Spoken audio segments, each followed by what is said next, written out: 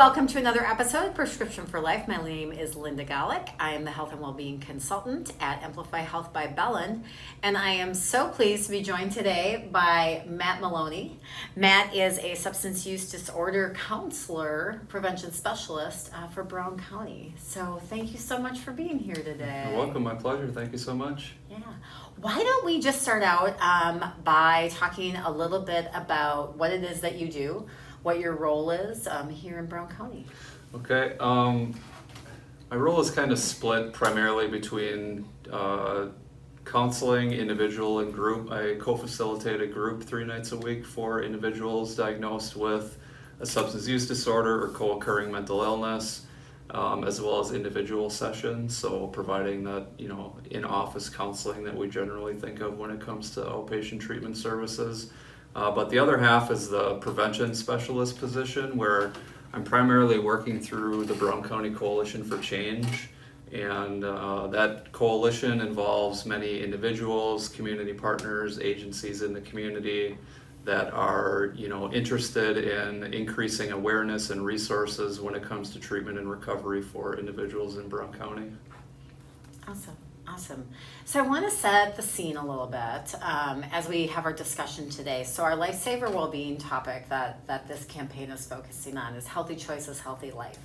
And we really wanted to take a look at some of the substances that people struggle with, because when we as a healthcare system take a look at our populations, we look at some of those social determinants of health, and some of the data is showing us that is a top concern, in our populations. So thus we wanted to educate and talk about it a little bit and bring in an expert like yourself to tell us a little bit more of what's going on. So I guess, can you speak kind of in general terms of what the issues present themselves as kind of in our region, or even statewide? What is the scene of Wisconsin? Well, I think alcohol remains king. The coalition focuses its efforts on primarily 2 areas: reduction of excessive drinking and increasing exposure and awareness resources to individuals to help reduce opioid overdoses and deaths. Give or take a percentage here or there, Brown County and Wisconsin are generally at like 24 to 25% of individuals reporting excessive drinking. So, generally 1 in 4 people are reporting, usually once a week, that they're consuming more than 4 to 5, 4 for women, 5 for men, alcoholic beverages in one sitting. And then binge drinking would be up to that 8 to 15 category. So that number is definitely a bit less, but Wisconsin is generally around that 23 to 25% of individuals that are engaged in excessive drinking. We have seen this year actually that there has been a significant reduction in opioid overdoses. I don't think anybody's totally settled on why exactly that's happening. I think the belief at this point is that the saturation of naloxone, Narcan, which helps people avoid an opiate overdose and pursue treatment after that, is helpful, as well as fentanyl is just in everything at this point. So people that are typically looking for prescription opioids or heroin or something like that are generally finding themselves consuming fentanyl, which is very strong, and if you're not used to it, you can overdose pretty quickly and in some instances pass away. So again, the opioid overdoses have reduced, which is awesome, but I don't think it's any time for us to take the foot off the gas with exploring resources and opportunities such as the naloxone and the public health vending machines and things like that. Whatever we can do to lower barriers to give people access to those life-saving opportunities is what we need to continue to do. Yeah, awesome. So tell me a little bit more about what is going on in someone's brain. Like when we look at these risky substances, and some people find themselves kind of going down the pathway of what may be considered addiction. And, this could be tobacco, it could be alcohol, it could be drugs, all of those things. What is going on in someone's brain that causes them to go down that pathway? Well, not much different than the rest of us that seek pleasure, actually. We are human beings, and we want as much pleasure and gratification with putting as little effort forth as necessary.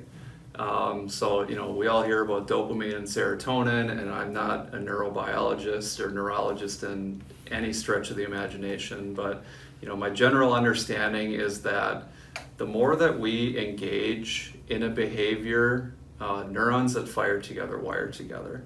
So hypothetically, if you're very stressed out about a financial situation, housing, whatever it is, and your coping skill or mechanism is alcohol consumption or some other substance use, your brain is going to experience at least some short-term alleviation of that stress, which signals to you that when that stress increases, you need to engage in that similar behavior to reduce that stress. And that creates addiction because our brain then wants to continue to engage in that behavior to lower the stress or, feel better generally. So it's not that much different than, somebody that overeats or engages in other risky behaviors or unsafe sex or, driving fast cars or something like that. It makes our brains feel good and reduces distress. So we want to continue to engage in those behaviors. Once you get to a point where the behavior is causing you issues in your personal life, job responsibilities, family responsibilities, housing, there's 11 different questions that we ask people related to addiction criteria. And if they're meeting, several of those, we can diagnose them with a substance use disorder. So, it is a good question, when that coping mechanism or skill becomes problematic, that's affecting your life, maybe some internal monologue with yourself or dialogue with, someone close to you is important to, is this something that I need to be more mindful of? One of the things that you and I had talked about when we were planning for this was also the idea that healthy behaviors can also give us that same effect. So we can get that serotonin, that dopamine, those pleasure chemicals. We can get that from exercise. We can get that from being with loved ones. That's what's kind of interesting about it. Yeah, and that, that's the recovery process, right? And those first 30, 60, 90 days can be very difficult for people. There's, generally some type of physical withdrawal that people will experience where they actually have, somatic symptoms, withdrawal. And then, the psychological withdrawal comes in. Is this the right thing for me? You're going to become more anxious, more agitated with other people, sad, depressed. But, with eliminate and replace. Eliminate the maladaptive negative behavior, replace it with something else. But it can be very difficult, but with consistency, like the individual that, has become accustomed to drinking or using some substance to deal with stress, with consistency, those healthy behaviors can also provide you that stress relief that you need. Like you said, going for a walk, having a conversation with somebody. I'm a coffee nerd, so the ritual of making a cup of coffee in the morning or listening to a podcast or music or, just being mindful in a conversation like this, being here now in the moment, sharing space with somebody can be really advantageous to the recovery process. I think it's interesting over the years, just in being in the health and well-being space, like just really helping people tune into there isn't a one size fits all.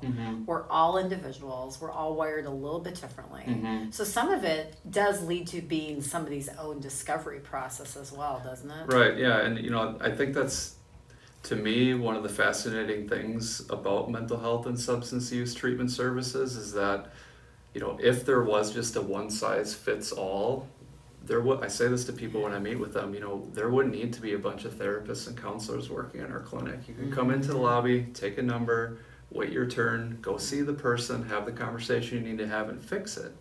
But, we all come from different walks of life and life histories and life circumstances and adverse childhood experiences and different traumas. And, so it is that nuanced conversation that really can help in the recovery process by bringing to light, okay, this is my perspective and paradigm about the world, myself, other people.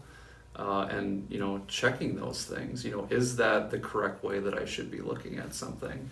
So I think really to question the way that we operate, as the saying goes, the unexamined life is not worth living. I think if we can, even those of us that are seemingly very healthy, what are judgments that we have about the world or ourselves or what's going on around us that we could analyze every once in a while. And again, that's why I think it's fascinating in the recovery process to have those conversations with people. Some of those beneficial recovery-oriented conversations I have with clients I work with, we're not even talking about drugs. We're building rapport. We're establishing a relationship. We're talking about music. We're going for a walk around the building. We're setting up what's your daily routine during the day. One thing that I really like to ask people is the magic wand or miracle question. Have you heard that before? I haven't. Okay. Oh, you haven't? Okay. I don't think I don't think I have. All right. So, somebody's really like, I don't know where to start. I say, okay, I'm giving you a magic wand. Wave it. All your problems disappear. What does your life look like right now? And most people are generally saying, I have a job, I have a roof over my head, and I have people that love me. So those struggling with addiction are not much different than anybody else that wants those things in life. And from that point, we can really etch out, okay, what's one step you can take today? And if it's just being sober for the next 5-10 minutes, great. What can you build upon tomorrow? Such a valid point that you bring up. It's all about kind of these small steps. I mean, when we're looking at any kind of behavior change, people can't expect to flip a light switch and have it fixed. It's those little things that add up over time. Yeah, I think that's the benefit. I'm definitely a harm reductionist. If it's unreasonable for some people that come in that I say, okay, you're using this, that, or the other substance 5 times a day, I need you to be done today. That person's probably not going to come back. And that's a lost opportunity to help somebody save their life. So to approach it from a harm reduction perspective of, okay, you're using 5 times a day, what's reasonable to achieve by the end of the week? If you can get down to 3, great. Because then that person knows that they can achieve some sort of success that we can build upon the following week. So yeah, I mean, if somebody is struggling with alcohol consumption or using cannabis or something like that, maybe it's not, total abstinence. Maybe it's having a conversation with a loved one or a physician or a counselor. This is where I would like to be, but this is where I think that I can get by tomorrow or the end of the week.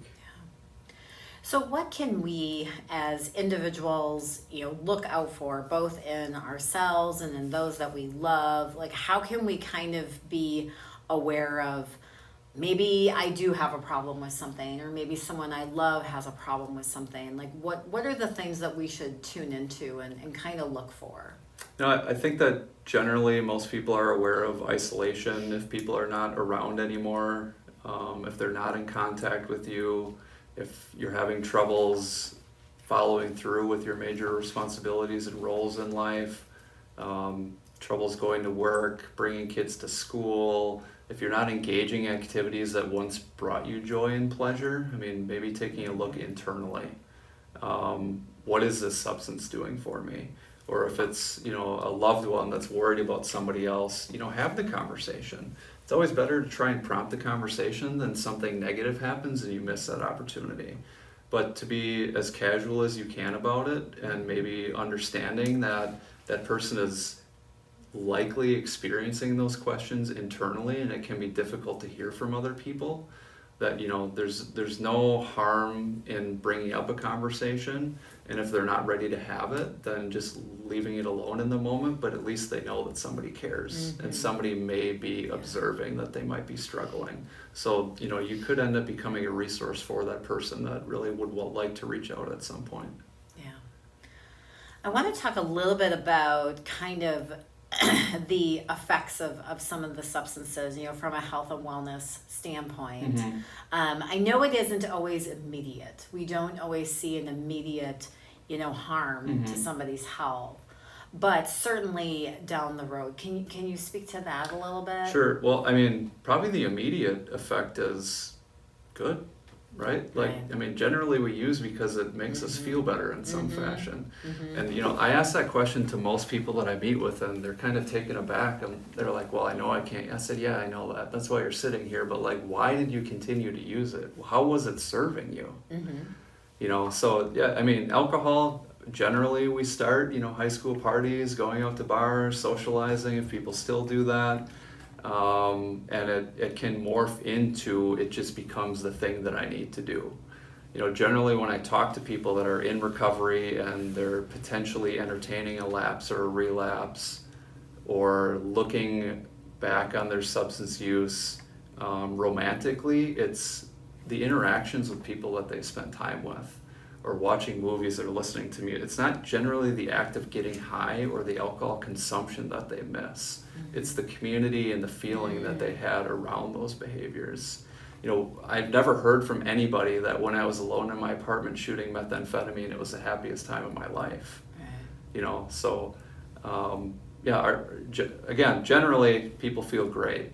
But alcohol, I think, is, you know, the boogeyman we have in this community, because it is so culturally accepted and available everywhere, and the negative effects are so downstream. You know, we generally don't see them for years or decades in an individual when they end up developing some type of physical health or mental health concerns. A lot of the other substances can be more immediate. I mean, the THC content in a lot of cannabis these days is super high, and that can bring on increased paranoia, anxiety. I can't remember what the name of the symptom is, but it causes people to vomit, and that can really cause you troubles. A lot of younger people end up in the ER for that. But yeah, I mean, methamphetamine, you know, that a lot of people will both use an opiate and a stimulant concurrently, because they get the avoidance and the distraction of the opiate, but then they use the stimulant to bring themselves back up and stave off withdrawal. So what do we have then as resources? Because I know the coalition is doing a lot of work, and what are some of the things that you wanted to share with us as far as some of the resources that are available for people? Sure. If they really are seeking some assistance in this area. Sure. For most people, their first point of contact is probably going to be their primary care physician. And I think as providers, as an individual involved in the system, we need to be a little bit more tolerant and accepting of providing a little bit more time for those conversations. It can't always just be a quick questionnaire and referral out. You know, that person comes to you with some level of trust to provide them medical care. You know, that generally is the first opportunity for an individual that's not already involved in outpatient services elsewhere to maybe bring up some of the concerns that they do have. But like you mentioned, the coalition, we meet the third Thursday of every month at the ADRC from 3 to 4:30. And again, that's a gathering of treatment providers, inpatient, outpatient clinics, the school system, many clinics in the area that are providing services, resource fairs, things like that. So there's opportunities available. You know, I definitely look on social media for different events that are available, because they are out there. Section Yellow, which I have my shirt on today. Tell us about Section So Yellow. Section Yellow, I'm not exactly involved in Section Yellow, but Section Yellow is, I think, established in 2019. They meet between the Section 110 and 112 during Packers home games at Lambeau Field. It's just, you know, John, who's a big part of Section Yellow, says that it's just more of a vibe. You know, people that maybe want to continue to go to Packers games, but have struggled with substance use or are trying to maintain sobriety. There's a lot of alcohol at Packers games. You know, there is a benefit to harm reduction as well. You know, maybe you don't need to have a beer every quarter. Throw water in. You know, have a mocktail or something like that. They have a tent and a table on the first floor concourse before the games. They actually just started at Stadium View tent there as well before the game. So pretty heavy presence and around Lambeau Field. There's a lot of alcohol consumption going around. So again, targeted towards individuals that maybe are sober curious or want some form of community in their own recovery while they're attending a football game. And to have that support, to have that group of people Right. that may be experiencing the same challenges that you are, Right. or having the same successes that you are. Right. Like that sense of community is always so impactful for Right. people. Yeah. Outside of that, again, just conversations with people. If you have a loved one or somebody that you care about, or maybe somebody that you haven't seen in a long time, just check in with them. People like to be asked how they're doing. People like to look people in the eye and have somebody say their name and how are you doing. And I'm choosing to not drink any alcohol this year. I just think it's good for a reset every once in a while. I would highly encourage people take advantage of, I don't know if this is an actual movement, I didn't make this up by any means, but Sober October and Dry January. Oh yeah. Just maybe cut it out for 30 days. Even if you Sure. don't feel like you have Sure. a problem with it. Just be present when you're at home with your kids, with your family. Do something that you haven't done, because instead of doing that thing, you're sitting home having a cocktail and watching a game or something like that. Those little challenges can be very helpful for us in our brains and building relationships with other people. And didn't you share with me that it was that Gen Y is consuming less alcohol? Like there's a little bit more of an awareness there? Yeah, I don't know the statistics off the top of my head, but there seems to be that individuals in Gen Y are not out consuming alcohol to the extent that millennials, Gen X, and older generations have had. I think that some of that probably is just the affinity for technology, that we're spending more of our time at home on computers, which doesn't come with as much of that social pressure and drinking. But it also could just be there's enough information out there and available online too about the negative effects of alcohol. I mean, it is poison. Yeah. It helps Right. out with some social lube and having good conversations with people, but generally like one a week is maybe okay, but none is better. Or there is a benefit potentially of managing or masking some of that anxiety when you're going out and about, or it allows you to forget what problem you're dealing with in life so you can focus on a TV show or a football game. But I think those are questions that we just have to ask ourselves. Maybe do I have a conversation with my doctor? Provide me some more information about anxiety, or referral elsewhere for some type of screening or assessment or something like that. And if you're not comfortable with that, then just try to not for 30 days. If you feel like that's really a struggle, then maybe it's time to have a conversation with somebody. Yeah, absolutely. Yeah. Well, Matthew, so much great information. I really appreciate you being here today. Is there anything else that you wanted to share with us that we didn't get to cover? I think for individuals in the state, maybe look up online recovery.com, findhelp.org is a really cool tool. 211, the Wisconsin and Brown County Health and Human Services websites have lots of information. You can fill out self-referral forms on a lot of these websites too.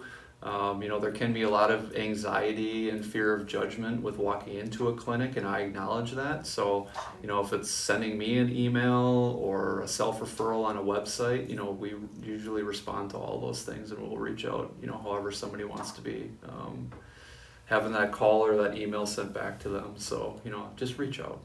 Great. Yeah. Well, thank you for everything that you do in our community. We really appreciate it. Thank you for being on the podcast today and Sure. sharing all this great information. Sure. If you or someone you love is struggling with substance use, please reach out and get help. There is help in our community and help beyond our community. So please don't be afraid to reach out. We thank you for joining us today. Please like, subscribe, share this podcast, and we'll see you next time.